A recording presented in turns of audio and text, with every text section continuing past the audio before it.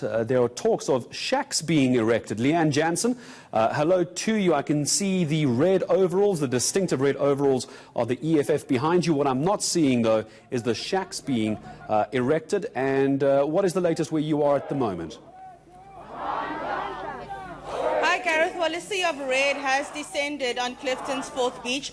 There is no sign of that shack yet. We did get word that a shack would be erected, or shacks would be erected on Clifton's Beach today, but there's no sign of it yet. I'm just going to grab the EFF's Nazir Paulson to chat with me for a second. Nazir, so you were here on Friday, and today you brought the fighters with you. Yeah. I just want to tell every other political party here in the Western Cape and in South Africa, as you can see, in politics size matters, and we are bigger. And when you are this big, unlike that mayor there, who claims to be a democratically elected mayor, he has to move around with bodyguards. An EFF member of parliament moves around with fighters, no private bodyguards, unlike the mayor of Cape Town. Now, there was talk that shacks would be erected on Clifton today. Can you confirm that? I think it's a good idea. We are about to expropriate the land. All available pieces of land should be put to maximum use, Leanne. It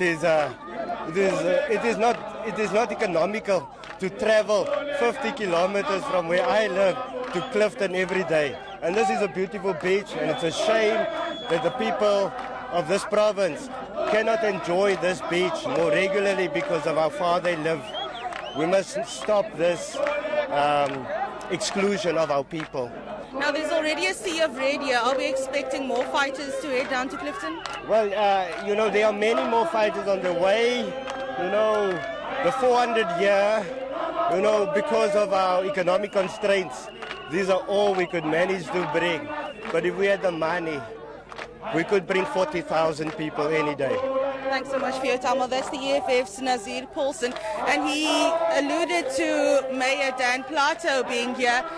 I'll just take a few steps back to show you. Mayor Dan Plato is right up over there, standing with some of his bodyguards. If my cameraman can just give you a glimpse of the mayor. He did speak to some beachgoers earlier. He seemed unaware that the city of Cape Town had laid any charges against the protesters who were here on Friday, albeit JP Smith was on air with us this morning, confirming that they had lodged complaints with SERA and that charges were laid against the protesters who had slaughtered a sheep here on Friday.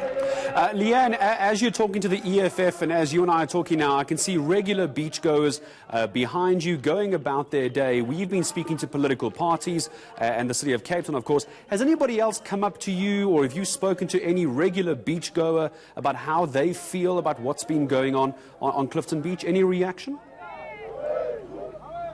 I have been speaking to beachgoers since Friday, and many of them have approached me saying that they support these protests that are taking place, that racial profiling is somewhat of a norm down here on Clifton's Beach, and it's been this way for quite some time before this uproar of last week.